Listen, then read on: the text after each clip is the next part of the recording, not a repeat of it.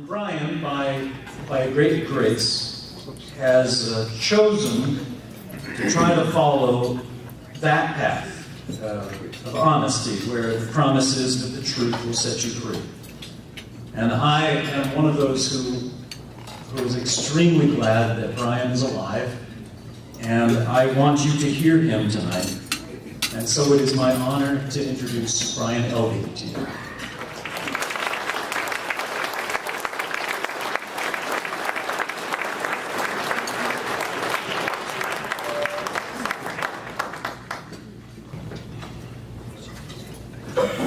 I want to tell you how I'm standing here tonight.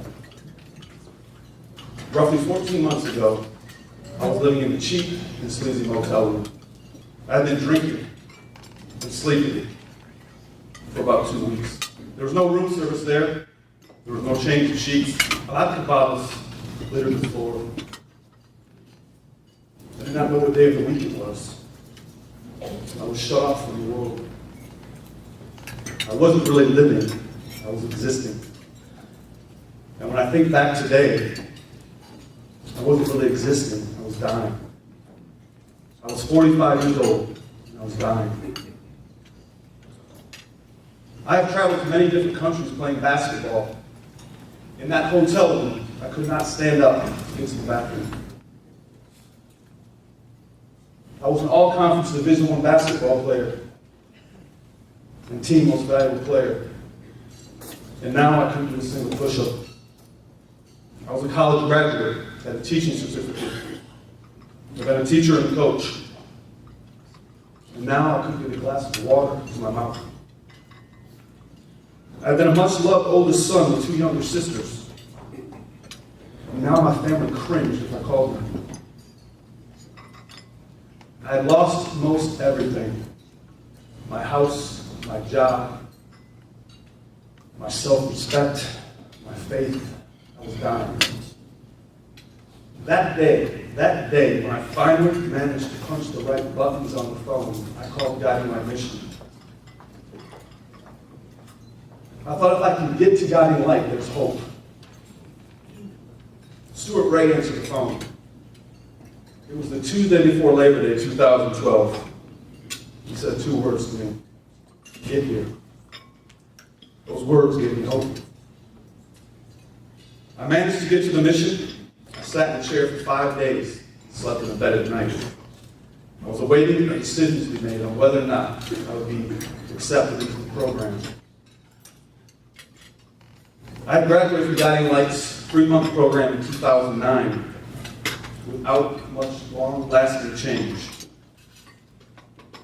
Their apprehension about letting me into the program was whether or not I would honestly look at myself and do the things necessary to change.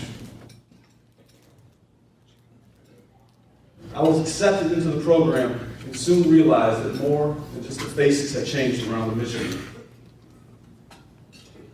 Within the first month, I was encouraged to look at my financial responsibilities, my family responsibilities, my relationship with God and others, my health needs, my prayer life, and my need for professional counseling. Whatever the mission intended in 2009, I came away thinking that I alone could make the necessary changes. This time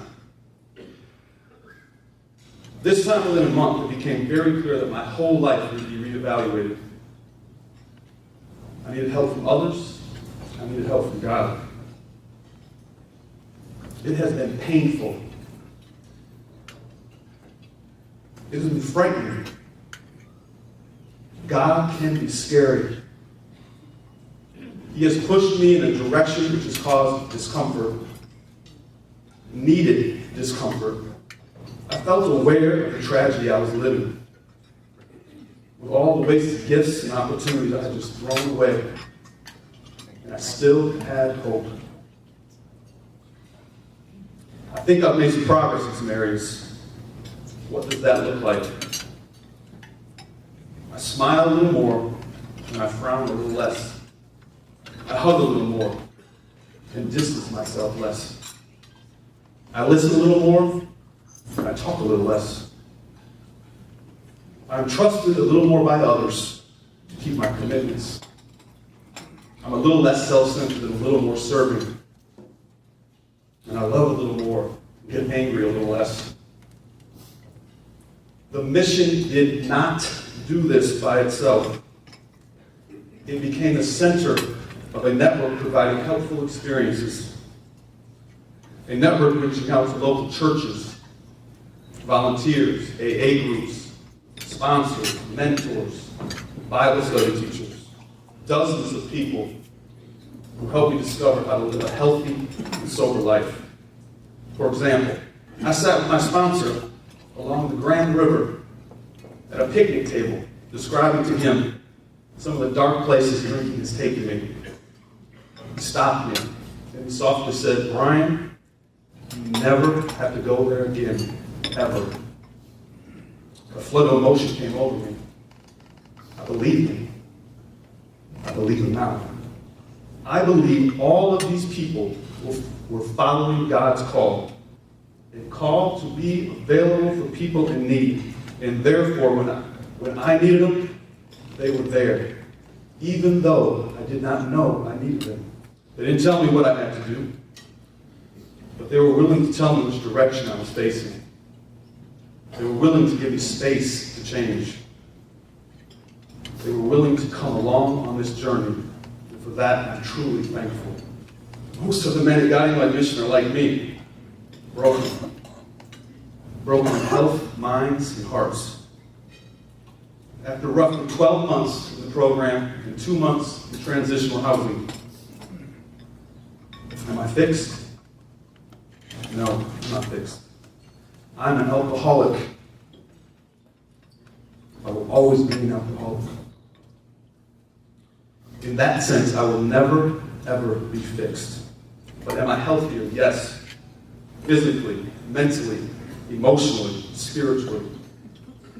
Do I need work every single day to stay healthy? Yes. Do I have hope that this time, 3, 4 rehab programs, can I make it? Yes. Hope is the best thing Guiding My Mission offers. Dental care? Yes. For me, a new hip? Yes. Counseling? Yes. A more meaningful prayer life? Yes. New healthy relationships? Yes. A better understanding of who I am? Yes. A new realization that God loves me? Most definitely. But the best thing, the thing that keeps me going every day is hope. Please help men like me. I got my mission. Thank you.